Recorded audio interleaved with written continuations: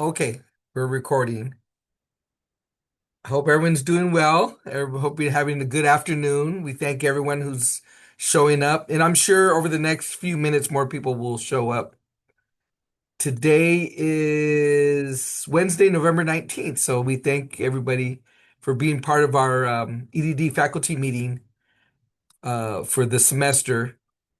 The good news is that there's no voting that needs to take place today, which is usually what we have found out in the past is that in the fall semester we set up the four subcommittees, the standing committees, and then throughout the year the subcommittees work on proposals or whatever changes, and usually in the spring is when we have to talk more in detail and vote, especially if we have to change something in one of the handbooks or bylaws. So today there's none of that heavy duty stuff. Today it's mostly informational. So we're just gonna jump into it. Are there any questions about today? Okay, very good. All right. Well, the first news is hopefully you've caught up and see that we have an addition to our program leadership team. We have Dr. Carmen Beck, who, well, she's right there. She's next to me in the window. I don't know where she's at in your windows, but she's next to me here in the window.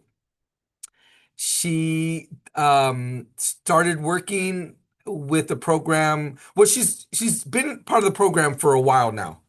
But in terms of having the position that she's doing during the probably midsummer is when she starting it. So she's now going to be part of the agendas. Um, she's going to be working very closely with the subcommittees, the standing committees. Um, she worked very closely with the qualifying exams, and then that'll be part of the agenda today. So just give an update on because they were just this last weekend, um, and a bunch of other stuff. But the main thing is we want to welcome Dr. Carmen Beck, and let's give her a round of applause. I guess I don't know what else. I know it's kind of No weird, need but for let's just, that. Thank you, Enrique, but I'm happy to be here. Thank you, guys. Okay, very good. There you go. You're getting over Zoom. It's kind of weird to do the applause. Very good. Okay. So before we move on, I don't know if Carmen, if you want to say anything, I don't know. No, just want to say I'm excited to be part of the team, and we are here and we wouldn't be here without all of you. We need you as faculty so we can make the program even better if it's possible to just provide the students with the best possible journey because it's tough. You all know that it's tough to get a doctorate. So we just want to be here to support them and do our best. And I'll wait for the rest later on because we do need your support with the subcommittees, but we'll talk about that later. Thank you. Okay, very good. All right. So let's just jump into it. Like I said, it's mostly informational, so we're just gonna make it quick, but we can discuss and if anybody's interested in any particular aspects, we can address it.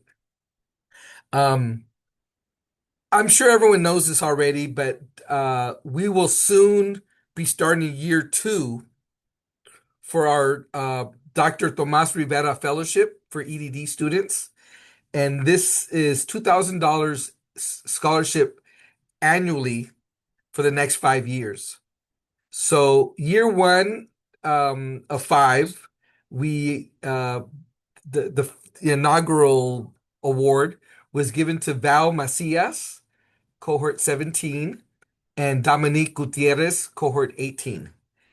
Um, they after lengthy discussions with the scholarship folks, financial aid, uh, and members of their own cohorts, these are the two that came up. It's only the first year, so we got 4 more years, And hopefully this is something that we can continue as the years go by. But it's just a one-time thing for 5 years.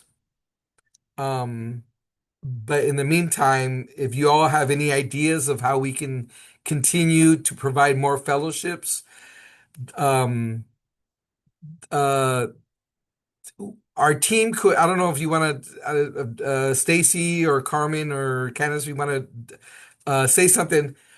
Almost always, one of the top three things that potential our candidates, the people who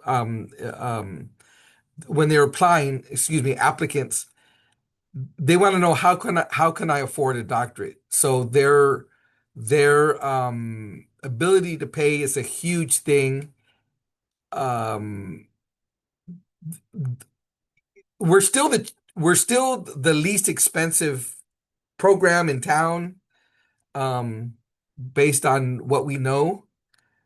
Um, but if we can offer even if it's $1,000, anything, it makes all the difference. It's a huge thing. So um, I'm very happy that this came to fruition. Um, Anybody have any questions, or does anybody from the leadership team want to add anything about the importance of the fellowship? No, I have nothing to add. Yeah, Okay. me either. Pretty evident they are worried about that. They're Oh. very worried. Yeah, just given the budget cuts, it's just been a surge. More students are worried about whether or not they're going to be able to afford it, and of course that will impact future cohorts and our numbers. So overall, it's just important to have more opportunities, financial opportunities for our students. Given And that we do not and have something, yeah. grant.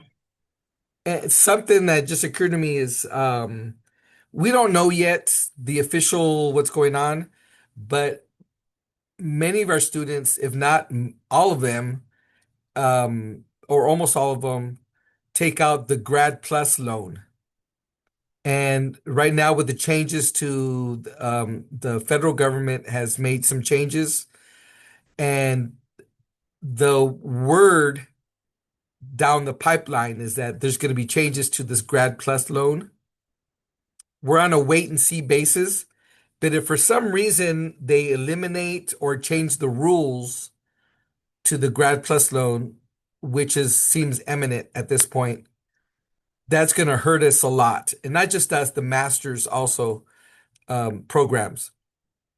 It's going to be it makes it harder for students to take out money for loans, which almost universally 95% they take out loans, and that's how they pay.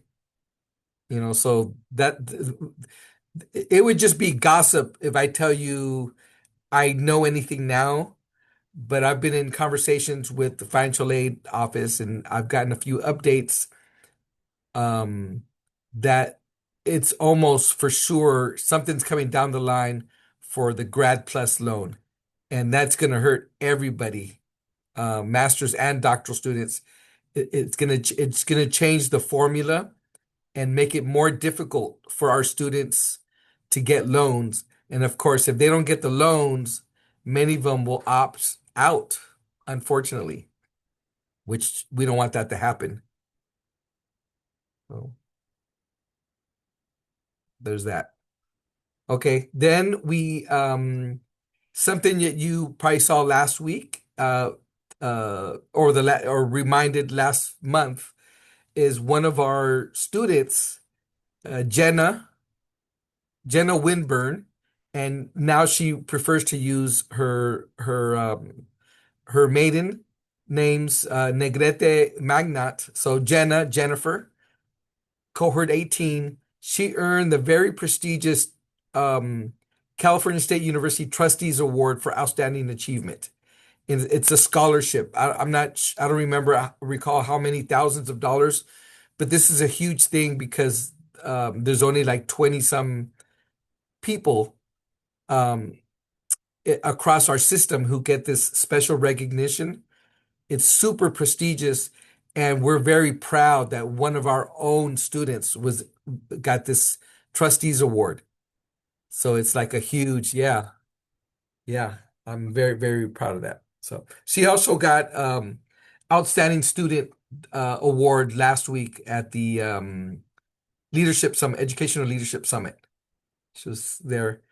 I I hope they would have offered her a chance to maybe say something, but they were just giving out the awards and the person goes up there and gets their award. But if you were to hear her speak, you would hear the passion in her voice of what she does and anyways, it's a huge uh accomplishment for our program. Of course, we can't take credit for how good the students are. They happen to be our students, but we'll take a little bit of the credit. If, so anyways, that's that. Okay. Is Chinaka, our dean, he's not on the call today. He's Okay. in dean meetings today. Oh, that's right. He mentioned that in I didn't realize the time. Okay, thank you. All right, so something you need to know is it's still in the works, so we don't have anything specific, but we have proposed an extender fee. And what extenders are, actually, Stacy, if you want to give if you want to give us a definition of what we call the extenders. So our extender students are any students that are post third year. So our program is a 3-year program, and so any of the students that did not graduate within the given timeline, which is the spring of the third year, are considered extenders starting the third summer. Yeah, okay. So then our issue is that after the students have they pay tuition for 8 semesters, but after those 8 semesters, they are no longer contributing or paying tuition or doing anything to our program. They pay a few $100s to CGI, the Extended Learning Program, and they're able to maintain with what they call continuous enrollment. So they have access to the library. Anyways, they prevent themselves from being taken off the roster from our university. So we have proposed, and we actually voted on this already last year as a program, the faculty. And so now in the we're in the cycle where we have to turn in the paperwork. So we'll bring you updates next time more formally. Just know that we've laid out the proposal. We got the green light to move forward with it. And so we just have to write up some forms and then it has to go through the pipeline and get approvals. But if and when everything gets approved, we would be asking $1,000 per semester, not the summer, so it would be fall and spring, so the students can so we can support our program during the time where they finish the coursework, but now they need more time to work to finish up their dissertation. So that's why we call them extenders, because they've extended beyond the 3 years. So that's coming down the line. So, all right. Annual assessment. Was it last week or was it this week? Dr. Beck and I went to the workshop. We are in year 2 of the 5-year cycle. So we don't have to go through a regular accreditation like other programs, like the master's programs or the multiple subject.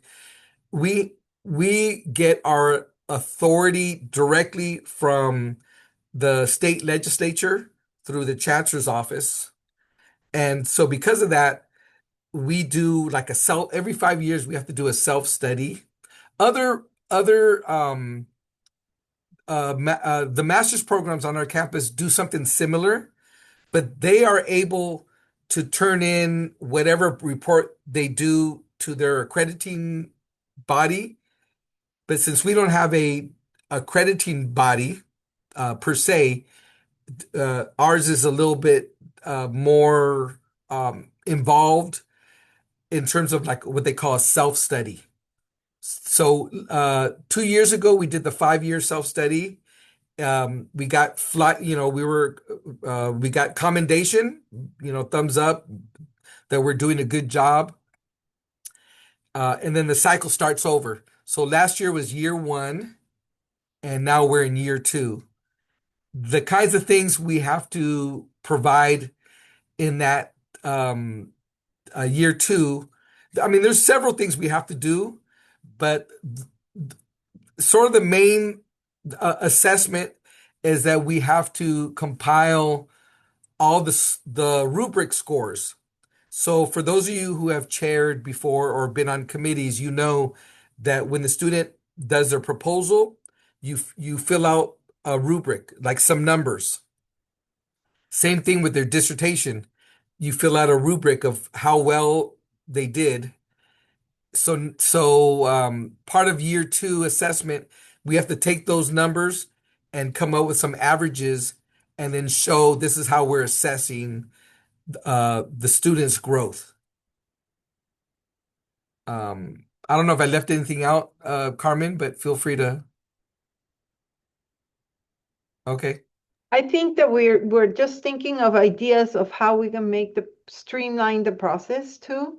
So when it comes to the assessment, we are able to have those numbers at our fingertips and we don't have to just gather paperwork. We're trying to move forward. So that's one of the ideas. Yeah, that was a really good idea that you came up with about doing that, or we both came up with. Yeah, I think Stacey actually came up with it. Okay, well, good. Yeah. So we'll talk with Stacey afterwards about follow-up. All right.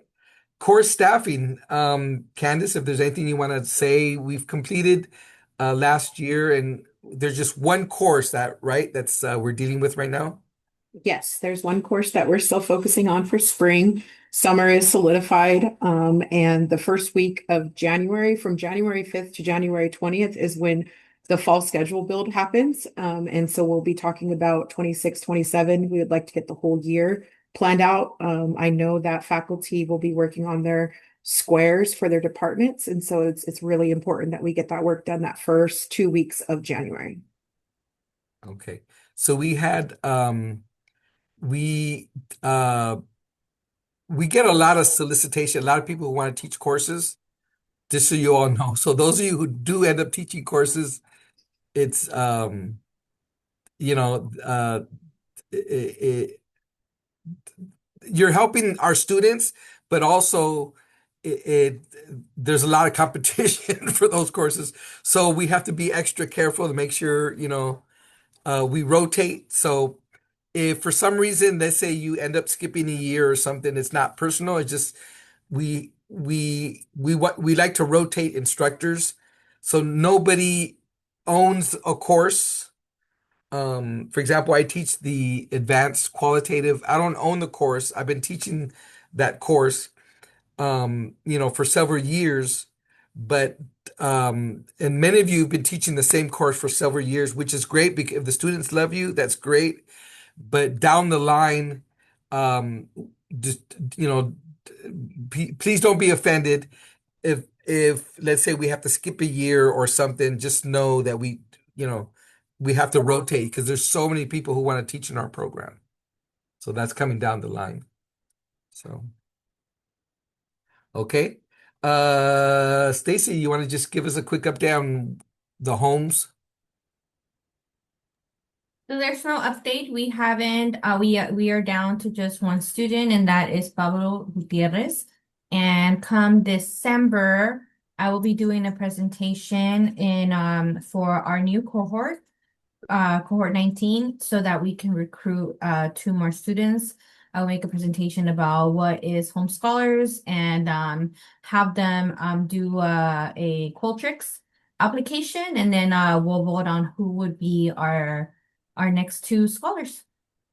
And that's it. Very good. Okay, are there any questions about the Holmes? Okay. We're going down really quickly in these programs, so it's good. It's informational. Fee waiver. We have not heard back. I was part of a committee made up of, I think, 14 other directors of doctoral programs across the CSU. And a lot of us, we discovered, are dealing with the same issues um, that with the fee waivers. And if you don't know what I mean, we have, for example, students, doctoral students, that either they get a full ride or they get a partial ride for their tuition.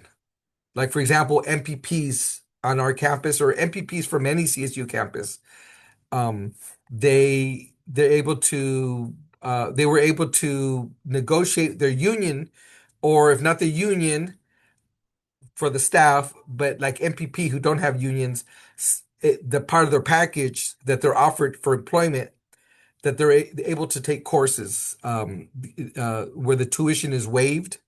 And so we are one of those programs who we've had many students over the years, either through partial or full fee waiver, that we calculate it's been probably like $1 million over the course of almost 20 years that our program's been around.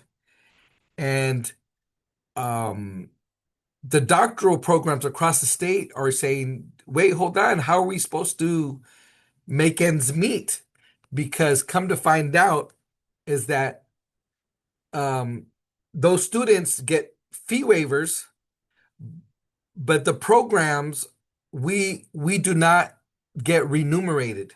In other words, our understanding is that there's supposed to be some kind of fund somewhere at the CSU level so that when someone gets a partial or full fee waiver, then that money gets moved over to the program. So, but our program's never received any, to our knowledge, maybe I'm wrong, we never received any monies from the chancellor's office, from the CSUSB, HR, nothing. So if you were to add up all the services and the tuition that we lost, it'd be, like I said, $1 million has been that we've never recouped. We don't have for the last 19 years of our cohort. So we got together, we wrote a whole justification.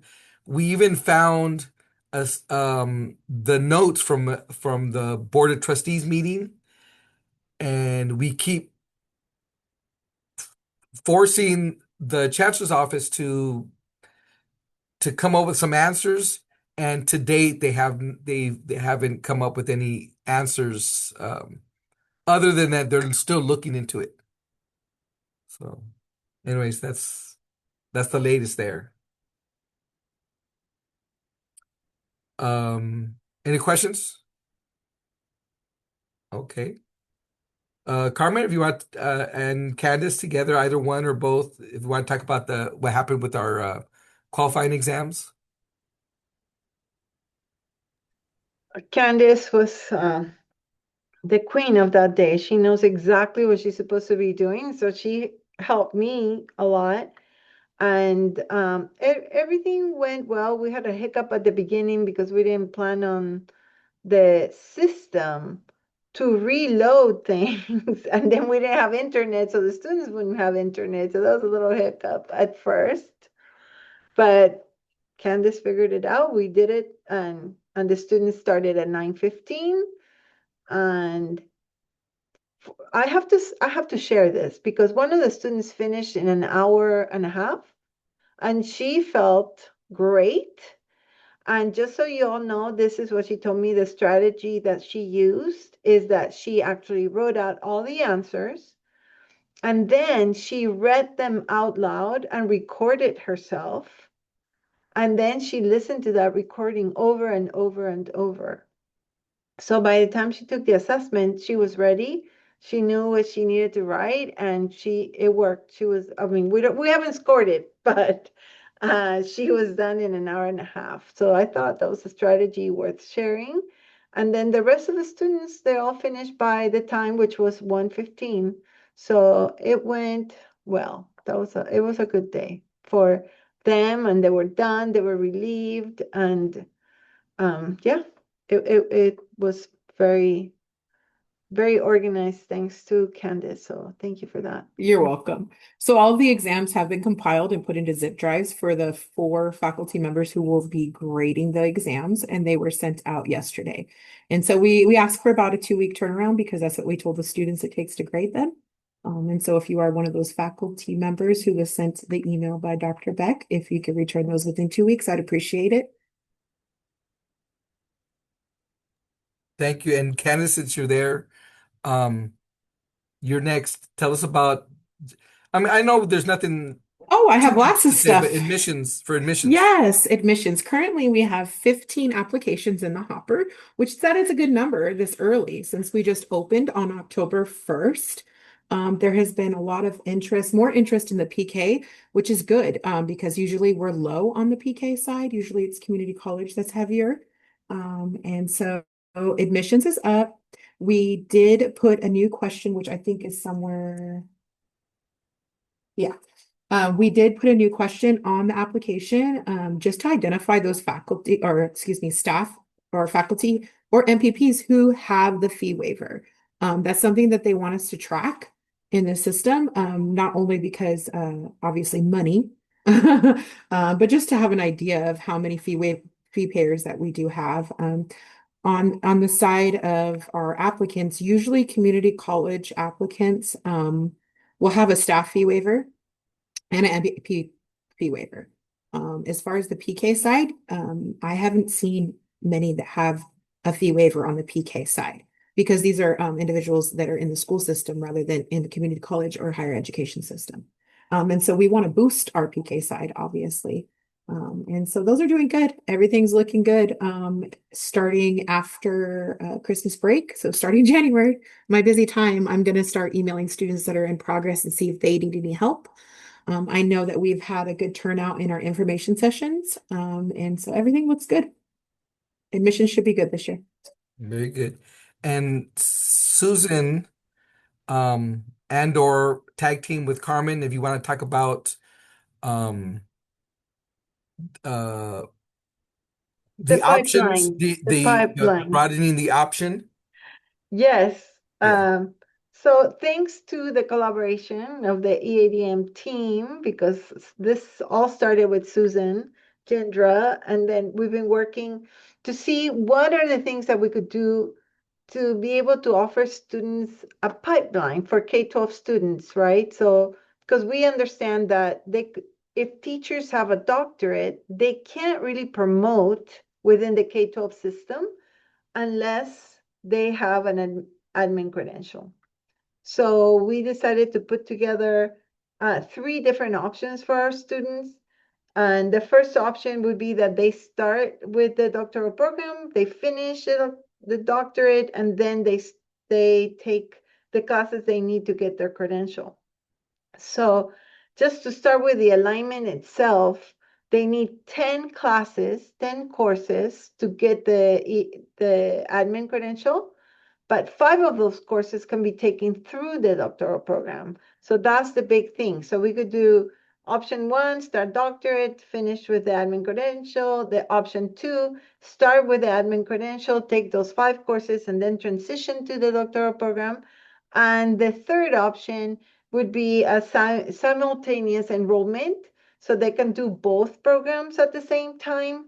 And instead of leaving it up to chance of whatever falls or what, we have determined which classes they will take at which time of their EDD journey, so that way they can handle the courses. And it was really important for us to work together on this because the doctoral program, the EDD program, is very structured, right? It's a cohort base, so we cannot change things within the program for students. So we had to make those changes within the EADM program to make it flexible. And the response has been very positive in the K-12 world. We're having people asking about it. We just have to disseminate this more. I'm sure we're going to get more students because It's the only program in a public university that has this to offer their students. So it makes us more marketable. We just need to make sure that they let them know that they have to be accepted into both programs. Yes. Each program has their own admissions criteria. So like Exactly. Dr. Ginger's program, you have to have a certain amount of years of teaching. Right. Our program, you have to have this or that. So yes, to put it out there, like, yeah, you could do this, but you have to be accepted to both programs. Yeah. Okay. Thank you for that clarification because Yeah. we are very clear about that. It's not an automatic because you want to. But we've had doctoral students that go, okay, now I want to do the EADM. Now I want to do, and we're like, you have to be accepted. You have to apply. So that's the agreement that they have to apply to both programs and meet the requirements for both at the time that they apply for it. So no guarantees. Yeah. Dr. Ginger, anything you would like to add? I think this is a great idea, and I think it's going to increase the number of students that want to get a doctorate, and then they'll get their admin credential, so that it's like a cherry on the top for them. Mhm. And I like the way we work together on it, and the students won't have to repeat courses that they would have in our program.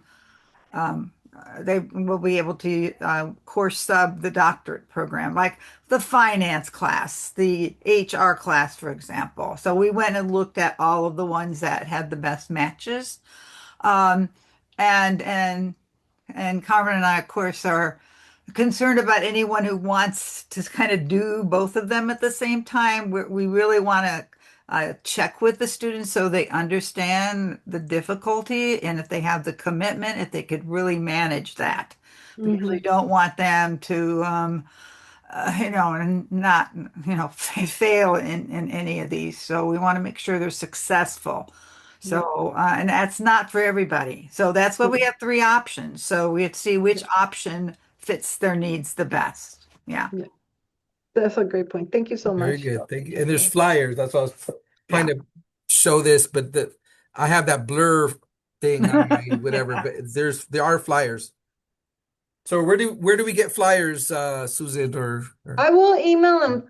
I will email the flyers to everybody. And what I can do also is I will email you the explanation because the flyer is limited in what it has. And the actual document has all the courses, the alignment, the admission requirements, and everything. So I will email that to all of you. very Yes, good. because I can use that to update our website and also our info session to include that information. Yes. Very good. Okay. Well, Stacy, since you're there, you're next. Anything about the web-based forms? I know we just updated Form 9, or I don't know. Does anything that you think the faculty need to know about the forms? So, not exactly. This is a hiccup that needs to be adjusted before spring is that when graduate studies accepts the student dissertation, they require a form called committee form, right? But there's just a disconnection between our office and graduate studies. So we are using Form 9 in lieu of their committee form. Our internal Form 9. Yeah. Exactly. However, the Form 9 only has it has the rubric and it has that if they pass their dissertation based on if they still need update it or if they passed unconditionally, it has that information. It also has the rubric. So I'm thinking that we may need to develop a different form to send it to graduate studies because that's too much information that graduate studies doesn't need on our students. So there's like a little hiccup right now that needs to be fixed before spring. For now, it's being accepted because we don't have that many students graduating, but come spring, that's usually when we have the most students. So yeah, so so not quite there. An issue has been identified, so we need to fix it come spring. And that's it. Okay. Thank you. I want to tag in on that a little bit. Can you and faculty, can you try if you're chairing a student to ensure you use the web-based forms, not an Adobe form that you download and send through email? We really want you to use the web-based forms. This allows for tracking. This allows for communication with the student because the student can initiate it and then they're like, well, I started it. I don't know where it's at. We can check on those things. And it also is very good for keeping track of them. If I might not have marked off a form, I can look in our Adobe and see the form always. So it's very important to use those web-based forms when working with your students. Perfect. Thank you so much. Okay. There was a mixer that Carmen hosted on our behalf last week. And I know that part of that mixer was to solicit members for our subcommittees. But Carmen, if you want to talk about the subcommittees and maybe there'll be other people here who want to join. Yes, so it was great because people volunteered and they stepped up to help us with the subcommittees, but there's always opportunity for more of you to join us. So we have 4 subcommittees, as you all know. We have the curriculum design and assessment, the policy and appeals, student recruitment and admissions, and faculty and fellows recruitment and renewal. So if any of you would like to join one of those subcommittees, we will welcome you with open arms. So that way we can, when it comes time, we can do that. And all the meetings, no matter what subcommittee it is, will take place on Wednesdays. So you can have that and they'll be at 1. And we will send you the calendar invite when the meeting is going to take place. So you don't have to take all your Wednesdays up right now. We will tell you when we're going to have the meeting. And just you can send me a message in the chat or you can email me and I'll be happy to add you to the list. We always want to hear from you. Perfect. Thank you. Okay. Candice, maybe give us an update on the commencement, the date, the everything. Get our faculty ready. So commencement will be December 13th at 6 p.m. here on campus in the Casulas Arena. Who's graduating? We have Lubna Halakiri, Michael Love, Jason Crowley, but he is not walking. Stephanie Milton and Arthur Kimball are the students that are graduating this December. I am going to send out emails today to those chair members to see if they will be hooding their students. And then also I am planning the graduation for the college. So I will be sending out emails to all the faculty to see who wants to hood or marshal or if you'll be attending in the first place. So that's where commencement's at right now. Are there any questions about the commencement?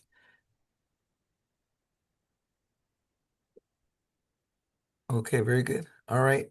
The last thing is the community advisory board. We just got overwhelmed to do it this semester, but when are we going to do it, Carmen? I think you said March. We're going to do it next semester. Yeah, March is when we thought we would do that. And for that, we will need everybody's help, not only to come, but also to invite others that you know that could be part of this community advisory committee. Very good. Okay. That's it. That's it. Are there any questions about anything that we spoke about today? Oh, good. All right. Well, thank you so much for attending.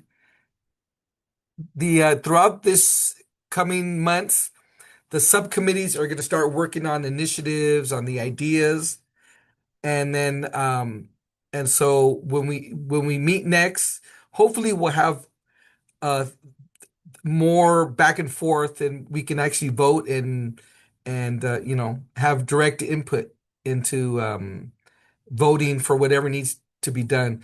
Right now, in terms of faculty participation, we are really relying on you all to join a subcommittee to help us, improve, ultimately improve.